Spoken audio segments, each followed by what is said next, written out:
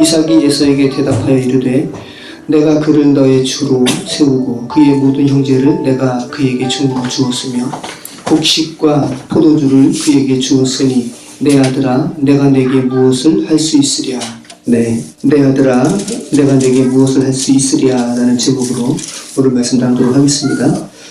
우리는 지난주에 특별한 본문을 살펴보았는데요. 기근이라는 소재와 그랄 땅에서의 이삭의 삶을 토대로 하나님의 아들됨이 어떤 것인지 이른바 sonship에 대해서 특별히 구별해 놓은 본문을 우리가 살펴보았습니다. 그래서 창세기 26장에는 이삭이 별로 실수한 것이 나오지 않아요. 유일하게 리브가를 누이로 속인 것 외에는 완벽하게 하나님의 아들의 모습을 표출하고 있었습니다.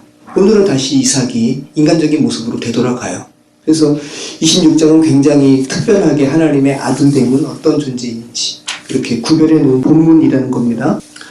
창세기 기자가 하나님의 아들이란 어떤 존재인지 알려주기 위해서 세상왕 아비멜렉에게 책망을 받는 상황 이후에 100배의 소출을 얻고 우물을 팔 때마다 물이 터지는 이상한 그림으로 설명하고 있었죠.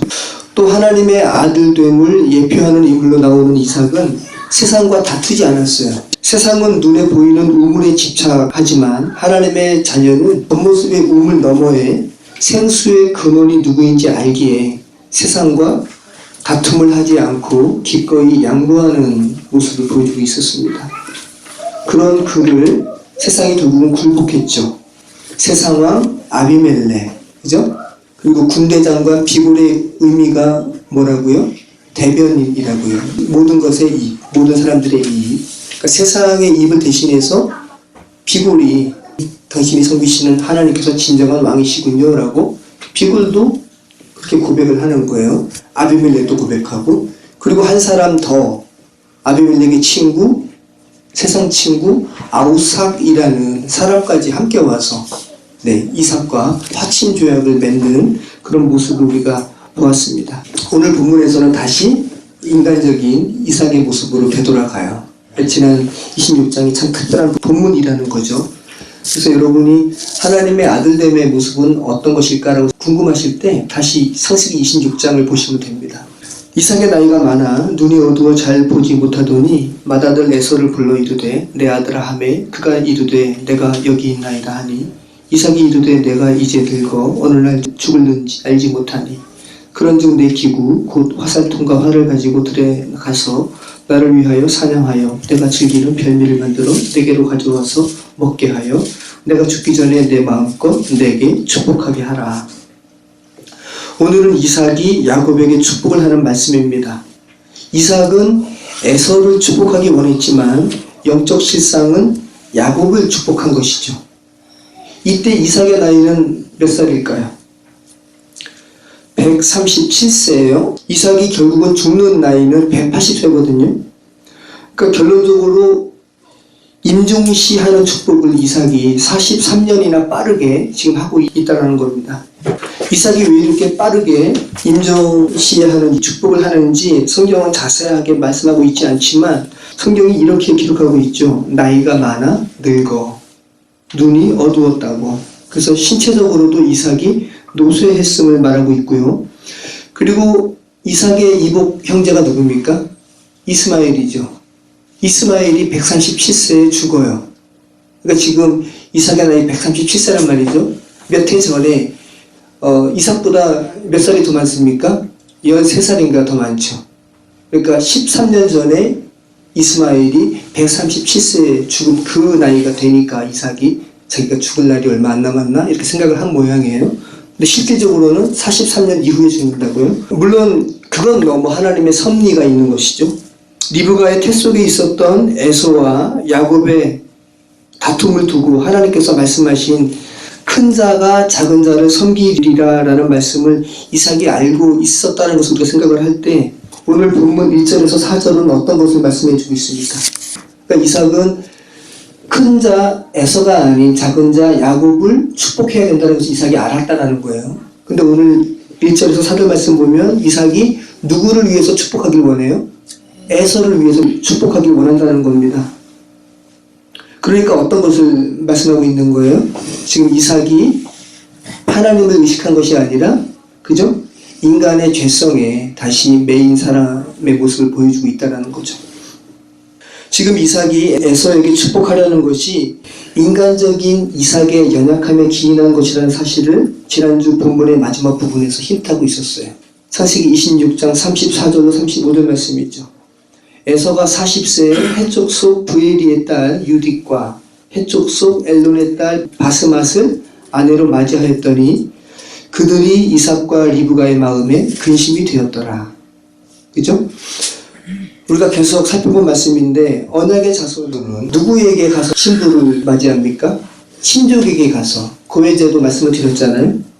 친족 가운데 신부를 구하는 부분에 대한 관점으로 본다면, 해쪽 속의 딸들을 아내로 맞이하는 에서의 행위로 인해 리브가뿐 아니라 이삭의 마음까지도 근심하게 되었다라고 이야기하고 있지 않습니까? 여기서 이 근심이라는 말은 모라라는 말이에요. 쓴맛, 비통, 슬픔이라는 의미를 가지고 있어요. 그러니까 이삭이 에서의 행위로 인해서 비통해했다는 거예요.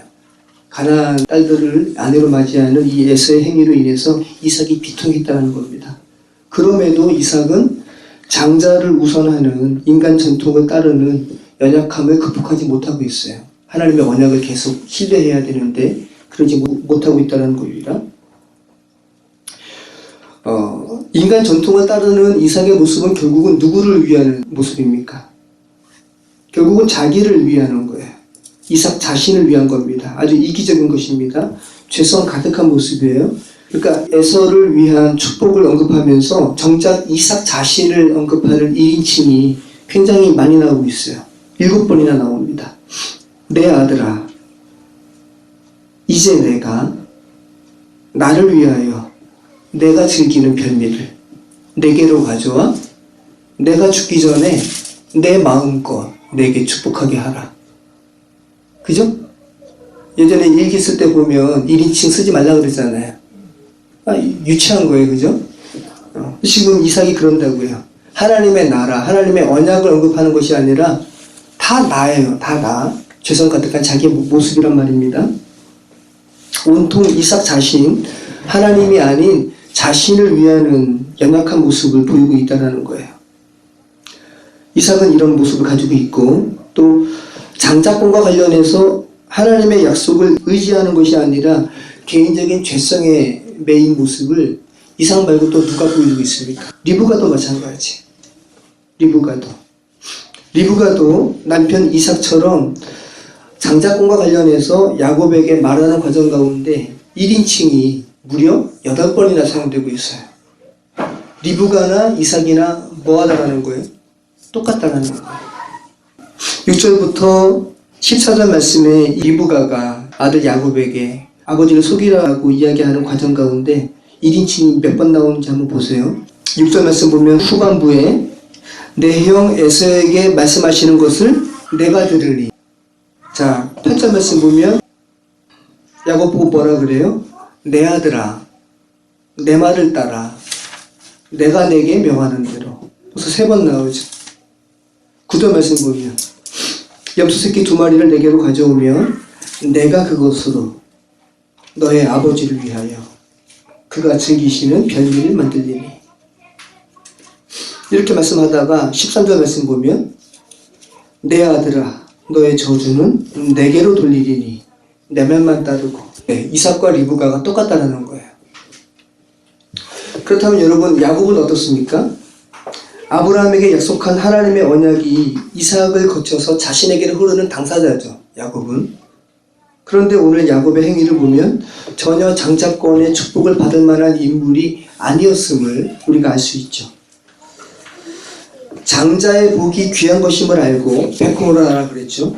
이 베코라가 귀한 것임을 알고 그것을 사모하는 것은 너무 감사하고, 그죠? 당연한 행동이지만 그것을 자신의 힘으로 이루려는 야곱의 시도는 그 이름 그대로 사기꾼, 속이는 자, 그 이상도 그 이하도 아니었습니다. 11절 말씀, 야곱이 그 어머니 리브가에게 이르되 내 형 에서는 털이 많은 사람이요 나는 매끈매끈한 사람인즉 아버지께서 나를 만지실진데 내가 아버지의 눈에 속이는 자로 보일지라 복은 고사하고 저주를 받을까 하나이다. 어머니가 그에게 이르되 내 아들아 너의 저주는 내게로 돌리리니 내 말만 따르고 가서 가져오라. 야곱이 이야기하는 거예요. 약속받은 사람이니까 어머니 아버지가 대번에 알아서 제가 저주받을 거예요. 이렇게 야곱이 이야기하니까 13절 말씀 보면 어머니가 그에게 이르되 내 아들아 너의 저주는 내게로 돌리리니 내 말만 따르고 가서 가져오라.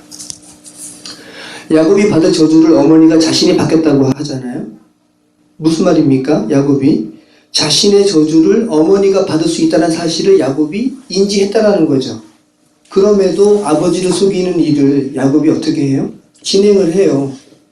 야곱이 어떤 사람이라는 거예요? 악한 사람이라는 거예요. 아주 악한 사람.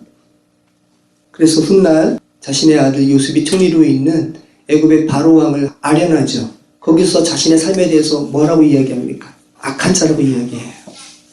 창세기 47장 9절 야곱이 바로에게 아뢰되 내 나그네 길의 세월이 130년이니이다.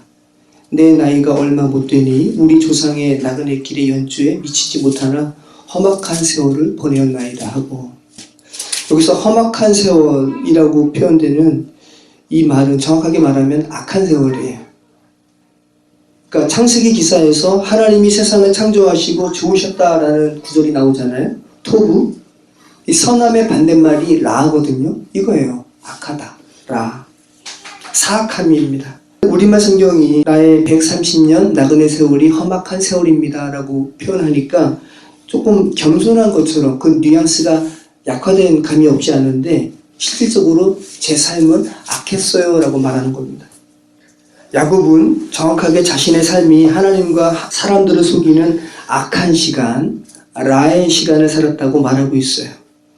오늘 본문의 등장인물들을 통해서 우리는 사람은 자기 의지대로 살아가는 악한 존재인 것을 우리가 보게 됩니다. 그런데 그 하나님의 선택으로 표현되는 하나님의 주권은 그 사람들의 악함에 전혀 영향받지 않는다라는 거예요. 여러분, 우리는 모두 자신의 삶을 살아가요. 자신에게 주어진 자유의지를 가지고 살아가요. 인간의 역사죠. 여러분이 지금 여러분 자신의 의지대로 살아가죠. 역사 속에 등장했던 모든 인물들이 그렇게 자신의 삶을 살아갔어요. 그런데 그 인간의 역사처럼 보이는 시간을 세상도 인정합니다. 뭐라고 인정하냐면 그 역사가 영어로 뭡니까? 히스토리죠. 히스토리. 히스토리를 이렇게 이야기하죠. 히스 스토리. 그분의 이야기라고. 네. 역사가 히스 스토리. 역사는 사람들이 자신의 삶을 살아간 일을 기록한 것이 결국은 누적된 것이 역사인데 그 역사는 히스토리라고 그런다고요. 히스 스토리. 그러니까 남자들의 이야기라는 어원이죠. 그래서 여기에 대해서 여러 가지 이야기들이 있어요. 우선적인 그 이야기들은 고대에는 정치 참여권이라든지 여러 가지 권리가 여성에 비해서 남성이 월등했습니다. 그래서 역사는 남성들의 이야기지라는 겁니다. 히스토리. 믿지 않는 사람들은 이렇게 이야기하죠. 그런데 여러분, 우리 그리스도인들은 이것을 어떻게 구별을 해야 될까요? 그리스도인들뿐만 아니라 세상 사람들도 그들이 인정하든 인정하지 않든 역사는 누구의 이야기예요? 하나님의 이야기예요. 예수 그리스도의 이야기. 역사는 히스토리, 이미의 남성들의 이야기가 아니라 예수 그리스도의 이야기라는 겁니다. 기독교인에 국한된 고백만이 아니라 불신자들의 고백과 상관없이 이것은 그들이 고백하든 고백하지 않든 상관없는 거예요. 하나님께서 끌고 가시는 거니까 역사는 인간의 희노애락, 생로병사의 반복처럼 보여요. 그냥 이렇게 표피적으로 보면. 그런데 그렇게 개개인의 삶이 모여 역사를 이루는 것이 궁극적으로는 예수 그리스도의 이야기로 귀결된다라는 거예요. 역사, 히스토리, 히스스토리, 또 역사를 이렇게 기원 후와 기원 전으로 나누죠. 기원 전이 뭡니까? 비포 크라이스트. 그죠? 예수 그리스도 이전. 이것이 바로 기원 전이에요. BC, 우리가 부르는 주전이죠. 주전. AD는 뭐예요? 아노도민이에요. 아노도민이. 주님의 해라는 겁니다. 주님이 태어나신 해를 기점으로 기원 전과 기원 후 주 전과 주 후로 나뉘어요. 참 놀랍지 않아요? 불신자들은 지금 자신들이 인정하든 인정하지 않든 그들은 지금 주 후를 살아가죠. 표면적으로는. 그런데 여러분, 표면적으로 보지 마시고 여러분이 지금 그리스도인이시죠? 여러분이 정말 지금 AD를 살아가세요? 우리가 지금 서기 2017년을 살아가는데 단순히 물리적인 시간의 흐름 말고 크로노스의 시간 말고 여러분이 정말 카이로스의 시간을 경험하셨으면 여러분이 AD 2017년을 살아가는 겁니다. 그리고 여러분 개인적으로 적용을 한다면 올해 만나셨으면 여러분이 지금 AD 1년이죠. 태어나셨으면 그리스도 생명이 여러분 안에 생기셨으면 주님의 해라는 것을 여러분이 경험하셨으면 여러분이 AD를 살아갑니다. 그런데 그리스도인들 중 많은 경우가 지금 BC를 살아가요. 표면적인 그리스도인들. 아직 그리스도가 태어나기 전입니다. 비포 크라이스트. 세상이 불신자는 말할 것도 없고 믿는다고 하는 사람도 마찬가지라는 거예요.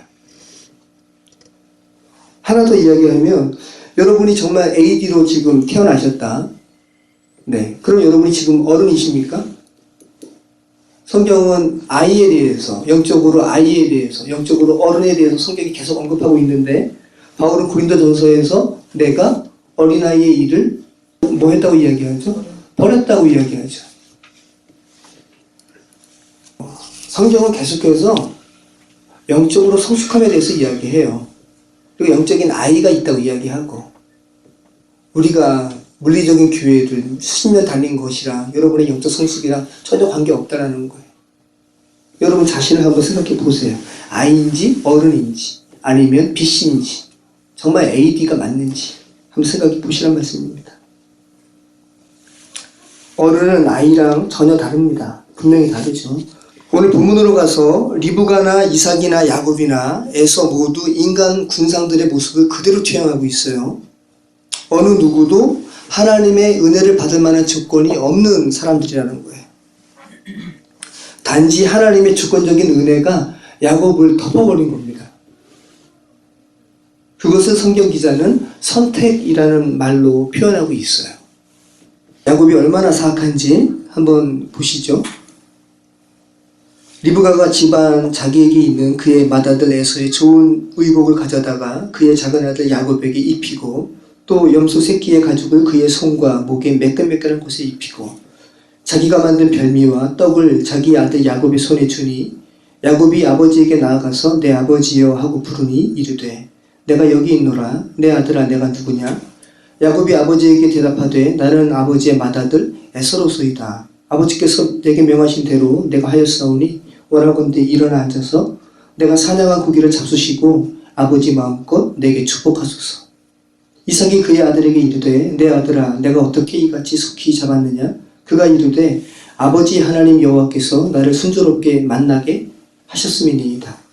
이삭이 야곱에게 이르되 내 아들아 가까이 오라. 내가 과연 내 아들 에서인지 아닌지 내가 너를 만져보려 하노라.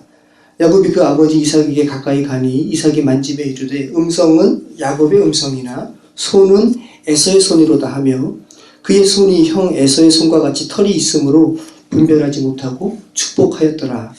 이삭이 이르되 내가 참 내 아들 에서냐? 그가 대답하되 그러하니이다. 이삭이 이르되 내게로 가져오라. 내 아들이 사냥한 고기를 먹고 내 마음껏 내게 축복하리라. 야곱이 그에게로 가져가매 그가 먹고 또 포도주를 가져가매 그가 마시고 그의 아버지 이삭이 그에게 이르되 내 아들아 가까이 와서 내게 입맞추라. 야곱의 사악함을 오늘 본문이 계속 고발하고 있죠. 야곱이 여러분의 모습이라는 거예요. 야곱이 먼저 이삭에게 나아가 부릅니다. 내 아버지요. 야곱이 자기 몸은 엄마가 붙여준 털을 이렇게 보면서 아버지 이삭의 눈이 어두웠으니까 그나마 자신감이 있었을 거예요. 그런데 목소리는 어떻게 하지라는 고민이 많이 있었을 겁니다. 연습을 많이 했겠죠. 여러분 야곱의 목소리는 어땠을 것 같습니까? 모든 목소리는 다 들통이 나죠. 대번에 목소리라는 것은 느낌으로 알죠. 지금은 저희 아이들이 저희 아이 엄마한테 전화가 올 때 제가 받는 경우가 있잖아요. 가끔. 그래서 제가 목소리 바꿔서 엄마야 하면 애들이 이제는 안 속아요. 근데 제일 처음에 제일 처음에 제가 한번 코를 이렇게 하고 엄마 해봤어요. 근데 잠시 정적이 있었어요, 애들이. 그러면서 하는 말이 아니잖아. 네, 목소리 대본에 알죠. 그죠? 근데 야곱이 참 대담하죠. 그 목소리 가지고 아버지께 나아가는 거예요. 내 아버지요. 목소리마저도 에서처럼 하려고 흉내를 냈겠죠. 근데 목소리를 바꾸려고 해도 쉽게 바뀌어지는 것이 아니니까 그 목소리로 아버지 저 에서입니다라는 말을 2번이나 하는 거예요. 참 대단하죠. 야곱이 떨려서 그렇게 못할 것 같은데. 18절 내 아버지여 하고 부르니 이르되 내가 여기 있노라. 내 아들아 내가 누구냐. 네, 이삭이 물어보는 겁니다. 그랬더니 또 19절에 야곱이 아버지에게 대답하되 나는 아버지의 맏아들 에서로소이다. 축복하기 전에 이삭이 다시 한번 에서인지 확인합니다. 21절에서 보면 이삭이 야곱에게 이르되 내 아들아 가까이 오라. 내가 과연 내 아들 에서인지 아닌지 내가 너를 만져보려 하노라. 마지막으로 확인하는 겁니다. 야곱이 그 아버지 이삭에게 가까이 가니 이삭이 만지며 이르되 음성은 야곱의 음성이나 아버지는 알았습니다. 손은 에서의 손이로다 하며 그의 손이 형 에서의 손과 같이 털이 있으므로 분별하지 못하고 축복하였더라. 이삭이 이르되 내가 참 내 아들 에서냐? 다시 한번 물어봅니다. 그가 대답하되 그러하니이다. 네, 인간적인 모습으로 보면 악해요. 저와 여러분의 모습이란 말씀입니다. 아버지가 2번째로 묻는데도 에서라고 대답하는 거예요. 여러분, 야곱은 그런 생각 안 해봤을까요? 지금 야곱이 누구의 이름으로 축복받는 겁니까? 에서의 이름이죠. 그리고 지금 이삭은 누구에게 축복하는 거예요? 에서에게 축복하는 거예요. 그죠? 이삭 자신은 지금 에서에게 축복을 하는 거라고요. 중요한 부분입니다. 이삭은 지금 분명하게 에서에게 축복을 하는 거고요. 에서를 향한 축복의 손이 단지 실질적으로는 야곱이니까 야곱의 머리에 닿았다고 그 축복이 야곱에게 흘러갈 수 있을까요? 지금 야곱은 이렇게 생각한 거죠. 물리적으로 이삭의 손이 자기 머리에 닿는다면 비록 에서를 가장한 그런 속임으로 그 축복을 받는다고 해도 물리적으로 아버지 이삭의 손이 자기 머리에 닿으면 자기에게 그 축복이 흘러갈 것이라고 야곱은 생각을 한 거예요. 근데 놀랍게도 여러분, 그 이삭의 축복이 야곱에게 흘러가요, 안 가요? 흘러가요. 무슨 말씀입니까, 여러분? 그러니까 하나님의 그 주권적인 선택은 인간의 어떠한 개입함이 용납되지 않는다는 거예요. 큰 자가 작은 자를 섬길 것이라고 이미 하나님께서 당신의 주권적인 역사 가운데 말씀을 하셨습니다. 하나님의 축복이 야곱에게 임한 것은 하나님의 주권적인 은혜이지 물리적인 안수의 행위와는 상관이 없다는 거예요. 실제 이삭은 에서를 향한 축복을 한 것이고, 그리고 야곱이나 리브가나 속임과 강교한 계략으로 빼앗았음에도 이삭의 축복, 더 정확히 하나님의 언약은 야곱에게 흘러가요. 하나님의 주권적인 언약의 은혜는 인간의 관여와는 상관없다는 겁니다. 그렇죠, 여러분? 리브가와 야곱은 이렇게 축복을 강탈하는 행동을 했기에 나중에 이삭은 그것이 무효라고 할 수 있는 여지가 있음에도 불구하고 이삭이 뭐라고 합니까? 어쩔 수 없다고 얘기하죠. 이거는 내가 속아가지고 이렇게 했지만 이 전반적인 흐름은 하나님의 주권적인 역사구나. 내가 할 수 있는 것이 아니다라고 이삭은 이야기하는 겁니다.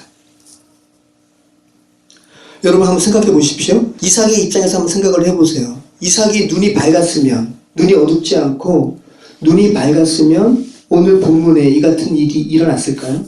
안 일어났겠죠. 이삭의 눈이 어둠으로 인해서 야곱은 에서의 축복을 가로채는 시도를 할 수가 있었어요. 그리고 야곱의 목소리는 여전히 야곱의 목소리였기 때문에 이삭은 얼마든지 이상하게 여겨서 그 축복의 행위를 보류할 수 있었습니다.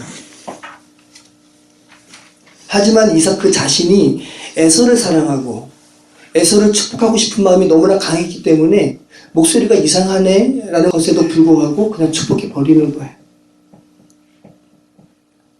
사실은 에서를 축복하는 것이 아니라 이삭 자신에게 매여있는 인간적인 연약함을 극복하지 못하는 거죠. 그런데 하나님께서 이 모든 상황을 사용하셔가지고 결국은 큰 자가 작은 자를 섬기리라 라는 하나님의 주권적인 역사가 이루어지게 하시는 겁니다. 그렇다면 여러분, 오늘 본문 서두에 이삭의 눈이 어두워 잘 보지 못하더니 라는 구절은 하나님의 뜻이 인간의 뜻과는 상관없이 주권적으로 흘러갈 것임을 미리 암시하고 있는 말씀이죠. 그러니까 야곱이 잘해서가 아니라 하나님께서 태중에 어떤 선과 악을 행하기도 전에 비록 인간의 출생에서는 작은 자로 태어나지만 작은 자가 큰 자 되게 할 거야 라는 하나님의 이 절대 주권을 이루어 가심을 오늘 본문은 보여주고 있는 거죠. 야곱의 속임수가 이삭의 축복을 흘러오게 한 것이 아니라 하나님의 선택이 애초부터 야곱에게 있었다는 거예요. 지지난주에 토기장이와 진흙 설명하면서 다 토기장의 주권 가운데 있다고 해요. 제가 말씀 사역을 하고 도자기 빚는 일을 하면서 또 제가 하는 작업은 다 복음이 내포되어 있는 작업을 하잖아요.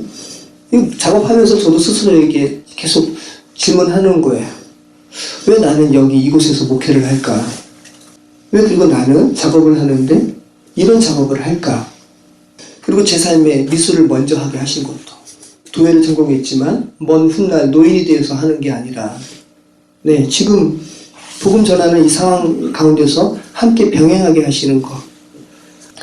여러분의 삶도 마찬가지라는 거예요. 여러분 안에 지금 그리스도의 생명이 있다면 그 생명을 넣으시기 위해서 주님께서 여러분의 인생과 주변 환경들을 주권적으로 인도하셨다는 겁니다. 그것을 생각하다 보면 지금 여러분의 상황이 쉽지 않더라도 힘을 얻을 수 있는 것이죠. 지금 주권적인 하나님의 뜻에 대하여 말씀하고 있습니다. 성경의 오늘 본문의 말씀처럼 인간의 의지를 초월해서 역사하시는 하나님의 섭리에 대한 구절이 또 어디 있습니까? 남유다 왕 여호사밧과 북이스라엘의 왕 아합과 관련된 이야기에서 우리는 다시 한번 인간의 얄팍한 속임을 뚫어버리는, 인간은 얄팍한 속임을 하는데 그 인간의 얄팍한 속임을 뚫어버리시는 하나님의 섭리를 발견하게 됩니다.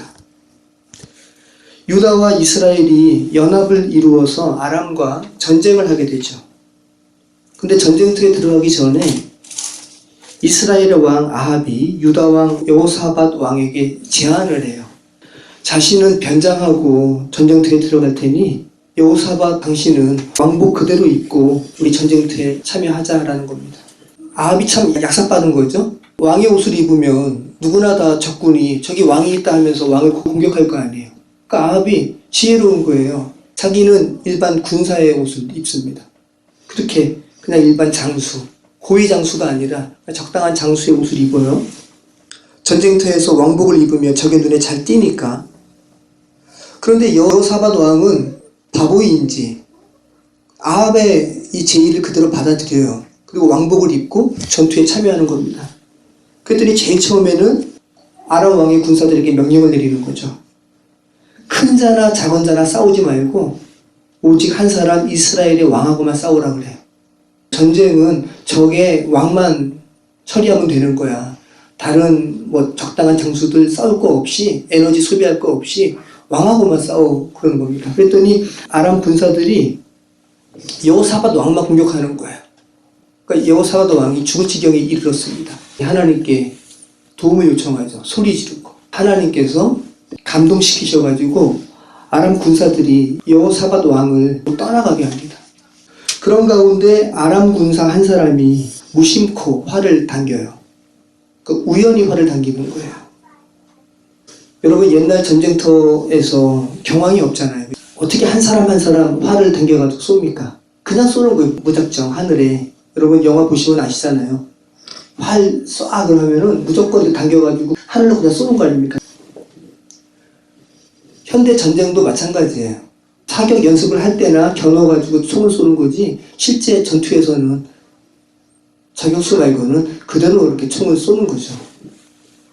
경황이 없는데 어떻게 한 사람 한 사람 겨눠서 쏩니까? 그렇게 우연히 무심코 아람 군사 중 한 명이 무심코 활을 당겼는데 그 화살이 어떻게 됐겠습니까? 변장한 아합의 갑옷 솔기에 맞아서 아합이 죽는 거예요. 갑옷에 맞았으면 아합이 안 죽었겠죠. 근데 갑옷과 갑옷을 입는, 갑옷만 입으면 못 움직이잖아요. 그러니까 움직일 수 있게 갑옷과 갑옷 사이를 꼬맸다고요. 그 꼬맨 사이로, 솔기 사이로 화살이 박혀서 아합이 죽는 거예요. 역대하 18장 33절, 34절. 한 사람이 무심코 활을 당겨 이스라엘 왕의 갑옷 솔기를 쏜지라. 왕이 그의 병거 보는 자에게 이르되 내가 부상하였으니 내 손을 돌려 나를 진중에서 나가게 하라 하였으나 이날에 전쟁이 맹렬하였으므로 이스라엘 왕이 병거에서 겨우 지탱하며 저녁 때까지 아람 사람을 막다가 해질 즈음에 죽었더라. 성경은 아람 군사 한 사람이 무심코 우연히 화살을 쏘았다고 기록합니다. 그런데 그 화살에 아합이 죽는 거예요. 우연히라는 게 여러분 인간 역사에 있겠습니까? 우연히라는 말은 사람이 만든 거예요. 우연처럼 보일 뿐이지 우연은 없어요. 그리고 특별히 하나님의 성도에게 있어서 여러분 우연히라는 말이 성립이 되겠습니까? 모두 하나님의 섭리 가운데 있는 겁니다. 역대하 18장 말씀에 무심코라고 번역된 히브리어 이 톰이라는 말은 우리말은 무심코라고 번역을 했지만 실질적인 의미는 뭐냐 하면 완전한 상태를 의미해요. 완벽을 의미하는 단어입니다. 놀랍잖아요? 근데 실질적으로 아람 군사는 우연히 당긴 거예요? 아니면 완벽하게 당긴 거예요? 그냥 우연히 당긴 거예요. 랜덤으로. 그래서 영어 성경도 at random이라고 이야기하는 거예요. 그냥 랜덤으로 당겼어요. 그런데 성경 기자는 정확하게 라는 말이에요. 완벽하게 하나님의 뜻이 이루어짐을 말씀하고 있는 거죠. 그러니까 표면적으로는 우연히 한 군사가 화살을 당겼는데 실질적으로는 하나님께서 정확하게 완벽하게 아합 왕의 솔기 가운데 꽂히게 해서 아합 왕이 죽게 되었다는 겁니다. 우연히 화살이 쏟아지고요. 우연히 사람 만나고, 그죠? 우연히 만난 사람과 결혼하고, 우연히 여러 일들을 만나는 거예요. 우연 같아요. 근데 우연이 아니라는 거예요. 우리가 사는 공간은 우연처럼 보여지는 일들이 너무나 많아요. 겉으로 본다면 아합도 아마 어떤 군사가 우연히 쏜 화살에 내가 맞아 죽는구나 라고 생각을 했을 거예요. 누가 쏜 화살인지도 몰라요. 그리고 정작 아합 왕을 죽게 한 그 화살을 쏜 군사도 자기가 쏜 화살에 아합이라는 왕이 죽었는지 군사도 몰라요. 그죠? 하나님만 알아요. 하나님만. 놀랍잖아요. 상황은 다 우연인데 하나님의 역사는 정확히입니다. 톰이라는 단어예요. 완전하게 이루어지는 거예요. 이삭도 그걸 알았어요. 하나님의 역사는 완벽하게 이루어지는 것임을 이삭이 알았습니다. 그래서 이삭이 두려워서 벌벌 떠는 겁니다. 자신의 의지로 장자의 복을 에서에게 주려고 했는데 그 의지가 너무 강해서 그 인간적인 의지가 너무 강해서 목소리는 야곱 같음에도 불구하고 에서를 축복하고자 하는 자신의 욕심을 실행에 옮겼는데 정작 그 축복의 대상이 야곱이었다는 것을 알고 이삭이 벌벌 떠는 거예요. 얼마나 놀랐겠어요. 이삭이 야곱에게 축복하기를 마침에 야곱이 그의 아버지 이삭 앞에서 나가자 곧 그의 형 에서가 사냥하여 돌아온지라. 그가 별미를 만들어 아버지에게로 가지고 가서 이르되 아버지여 일어나서 아들이 사냥한 고기를 잡수시고 마음껏 내게 축복하소서. 그의 아버지 이삭이 그에게 이르되 너는 누구냐? 그가 대답하되 나는 아버지의 아들 곧 아버지의 맏아들 에서로소이다. 이삭이 힘이 크게 떨며 이르되 그러면 사냥한 고기를 내게 가져온 자가 누구냐? 내가 오기 전에 내가 다 먹고 그를 위하여 축복하였은즉 그가 반드시 복을 받을 것이니라. 네, 이삭이 벌벌 떱니다. 이삭은 진짜 에서가 와서 축복해달라고 했을 때 단순히 야곱에게 속은 것으로 인해서 분해서 벌벌 떠는 게 아니라 하나님의 뜻이 온전하게 이루어지는 그 철저함에 소름 끼쳤을 거예요. 이삭이 벌벌 떠는 거예요. 그리고 그 하나님의 역사에 자신이 하나도 관여할 수 없음을 느끼고 이삭이 떠는 겁니다. 그리고 차자에게 장자의 복을 내려주어야 함에도 불구하고 자신의 뜻대로 에서에게 축복을 주었던 자신의 행위가 하나님 앞에 얼마나 큰 죄인지 알고 또 벌벌 떠는 거죠. 그리고 차자가 장자 되게 하시는 하나님의 주권적인 뜻과 섭리를 사람이 바꿀 수 없다라는 것을 이삭은 뼈저리게 알게 된 겁니다.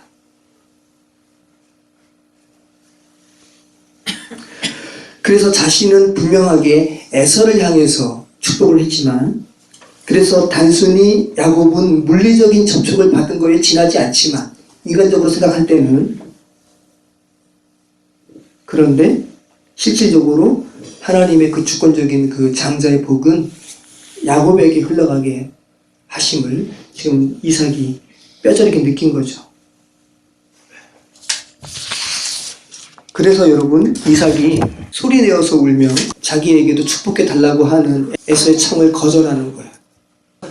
이삭은 에서를 사랑하잖아요.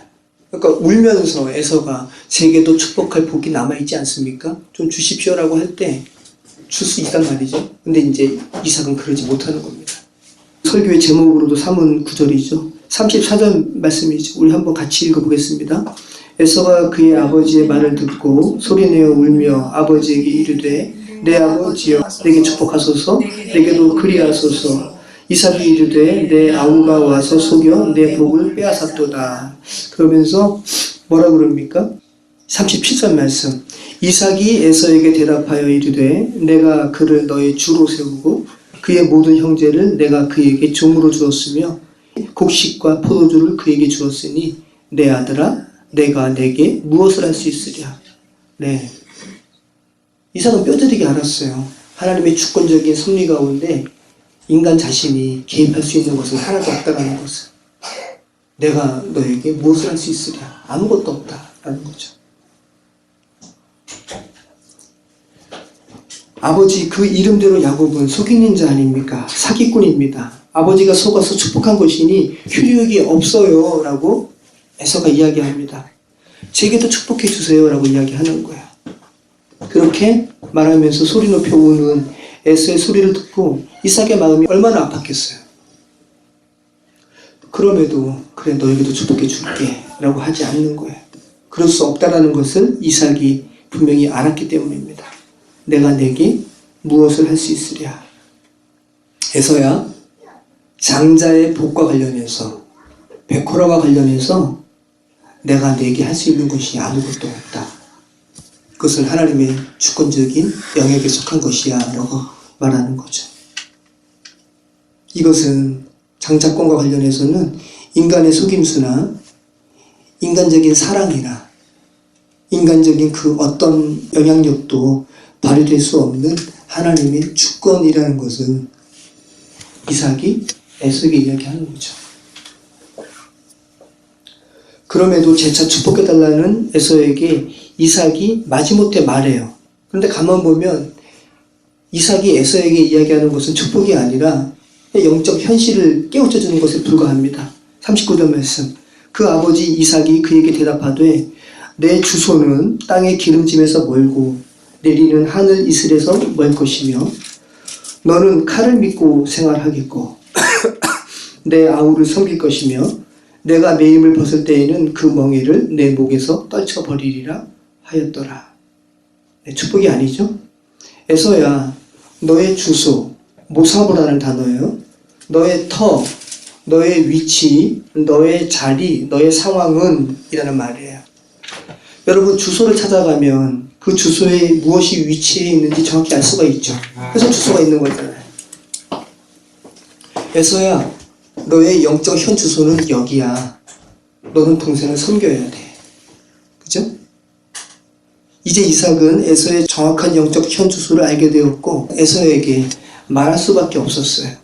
에서의 영적인 현 주소는 땅의 기름짐에서 멀고 내리는 하늘 이슬에서도 멀다라는 겁니다. 땅의 기름짐과 하늘로부터 내리는 이슬과 같은 복은 내가 장자에게 내린 축복이지만 차자가 장자되었기 때문에 장자인 너는 그 축복과는 전혀 상관이 없다라는 것을 다시 한번 분명하게 말하고 있는 거죠. 그리고 덧붙여 말해요. 너는 칼을 믿고 생활할 거야. 너는 너의 아우를 섬기게 될 거야. 실제 에서의 후에 에돔 족속은 이스라엘의 호의적인 민족이 아니라 괴롭힘을 주는 족속이 되었죠. 헤롯 왕이 어느 족속이에요? 에돔 족속이에요. 헤롯 왕이. 육적으로는 이스라엘을 괴롭게 할지라도 영적으로는 이스라엘에게 복속되는, 종속되는 족속이 에돔 족속이죠. 여러분, 그렇다면 에서에게는 에서의 영적 현 주소를 이삭이 알려주었다면 지금 야곱에게 주어진 축복의 내용은 어떤 걸까요? 27절부터 29절 말씀이죠. 지금 이제 이삭은 에서를 축복하지만 영적인 실상은 지금, 그죠? 이제 하나님의 주권적인 섭리는 지금 야곱에게 축복하는 겁니다. 그가 가까이 가서 그에게 입맞추니 아버지가 그의 옷에 향취를 맡고 그에게 축복하여 이르되 내 아들의 향취는 여호와께서 복주신 밭의 향취로다. 하나님은 하늘의 이슬과 땅의 기름짐이며 풍성한 곡식과 포도주를 내게 주시기를 원하노라. 만민이 너를 섬기고 열국이 내게 굴복하리니 내가 형제들의 주가 되고 내 어머니의 아들들이 내게 굴복하며 너를 저주하는 자는 저주를 받고 너를 축복하는 자는 복을 받기를 원하노라. 네, 이삭이 에서의 향취를 맡고 그가 장자임을 확인하고 축복을 하고 있지만 이 축복은 야곱에게 하는 것이고요. 그죠? 그리고 인간적인 축복이 아니라 하나님께서 아브라함에게 허락하셨던 언약의 재확인이에요. 재반복입니다. 하나님의 언약은 장자인 내게 흐를 거야 라고 말씀하고 있죠. 그 언약의 내용이 뭡니까? 다시 한번 상황을 분명하게 하고 있습니다. 지금 여러분, 육신적인 이삭은 에서에게 축복을 하는 거죠. 하지만 영적으로는 차자인 야곱에게 하는 것이기 때문에 축복의 내용이, 인간적인 에서의 직업은 뭐예요? 사냥꾼이잖아요. 그러니까 사냥에 관련된 축복을 해야 되는데 지금 축복의 내용은 농사와 관련된 축복을 하고 있죠. 여호와께서 복주신 밭의 향취라고 하면서 하나님은 하늘의 이슬과 땅의 기름짐 또 풍성한 곡식과 포도주를 내게 주실 거야 라고 땅과 관련된 축복을 하고 있죠. 그러니까 이게 장자에게 내리는 축복이라는 거예요. 그러면서 아까 에서가 울면서 자기에게 통곡할 때 이삭이 에서에게 뭐라 그래요? 이 땅과 관련된 축복 내게 줄 것이 없다고 얘기하죠. 그러니까 장자와 관련된 축복은 이제 너와 상관이 없다고 이야기하는 거예요. 아브라함을 믿음의 길로 초청하시면서 하나님께서 약속하신 것과 맥락을 같이 해요. 땅과 관련된 축복과도 관련된 말씀이라는 거죠. 너는 내가 내게 지시할 땅으로 가라. 그 땅이 무슨 땅입니까? 가나안 땅이죠. 하지만 그 땅은 천국을 상징하는 하나의 그림이죠. 가나안 땅은 하늘의 이슬과 땅의 기름짐이 있는 땅이 아니라고 말씀드렸습니다. 거기는 하늘에서 비가 내려야만 농사 지을 수 있는 땅이에요. 애굽이 더 기름진 땅이라고요. 삼각주, 나일강. 가나안은 황무지입니다. 근데 그 땅을 가리켜서 너는 글로 가. 그 땅은 기름진 땅이야 라고 말씀하시는 것은 어떤 의미입니까?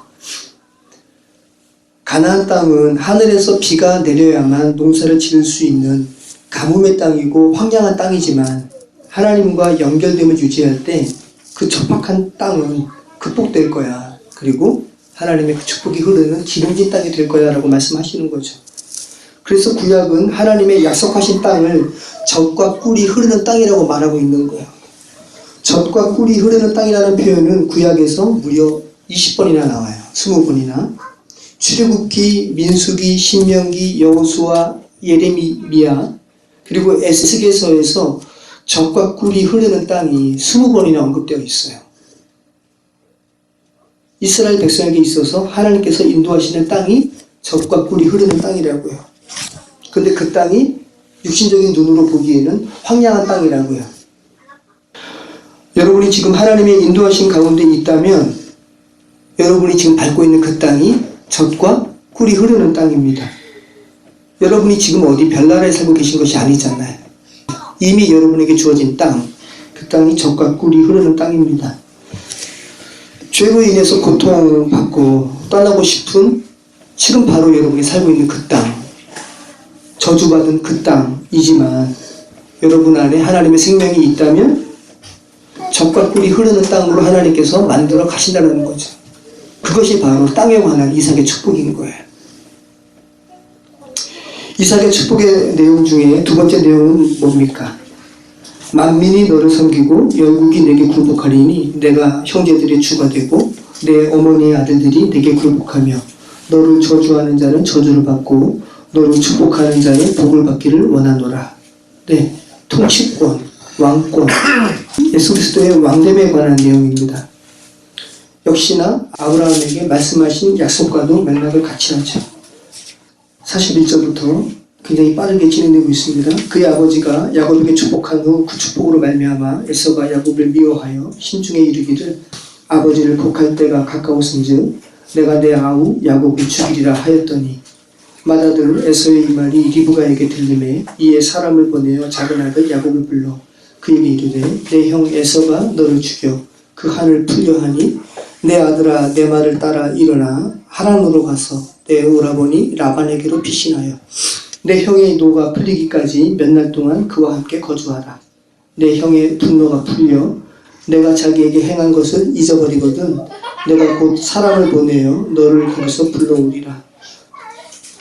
어찌 하루에 너의 둘을 이르랴. 리브가가 이삭에게 이르되 내가 햇사람의 딸들로 말미암아 내 삶이 싫어졌거늘 야곱이 만일 이 땅의 딸들 곧 그들과 같은 햇사람의 딸들 중에서 아내를 맞이하면 내 삶이 내게 무슨 재미가 있으리이까. 장자권을 빼앗긴 에서가 아니 정확하게 말하면 장자권을 가벼이 여겨서 이미 팔았었잖아요. 가벼이 여겨서 팔아넘긴 에서는 뒤늦게 후회하고요. 동생 야곱을 향한 적개심을 갖습니다. 근데 이 적개심이 어머니 리브가에게까지 들려져요.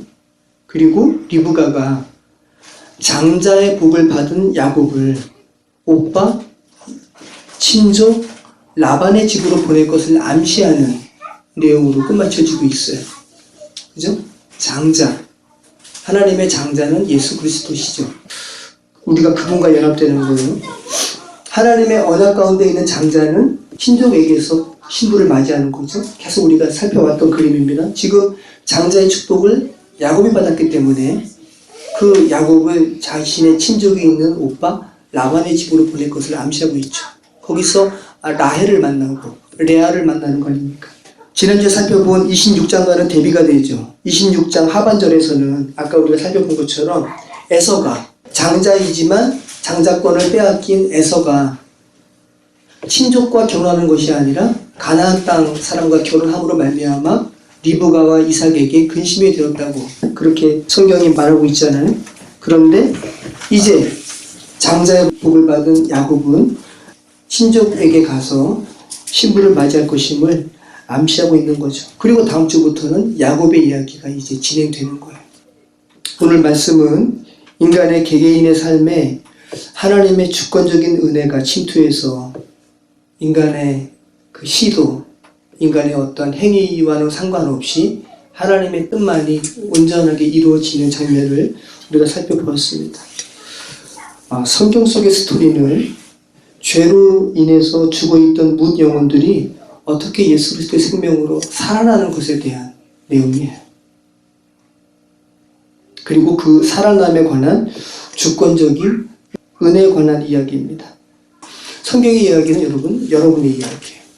여러분의 간증이고 This is my story, this is my song. 그 하나님의 주권적인 은혜로 인해서 매일 감격해 하시는 여러분의 삶이 되기를 축원합니다. 기도하겠습니다.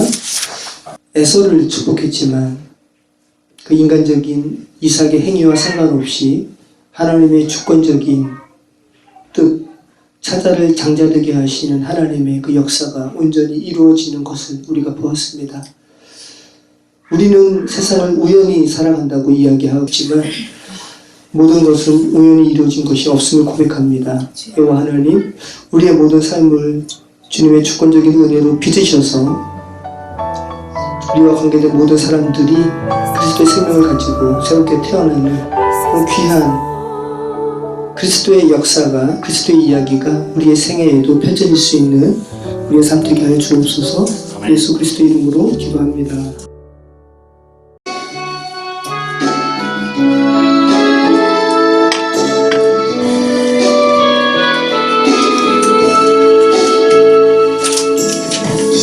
나의 사랑하는 자여 내게 다가와 사랑에 임하주 나누자 내게 축복하리라.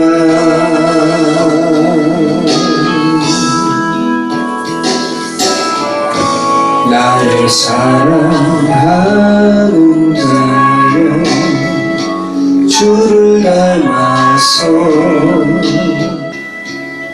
축복의 향기가 내게로 흘러 온 세상 적시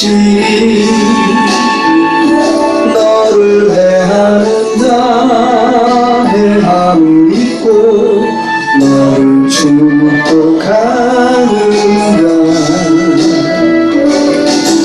축복을 얻으리라. 너는 하나님의 사랑.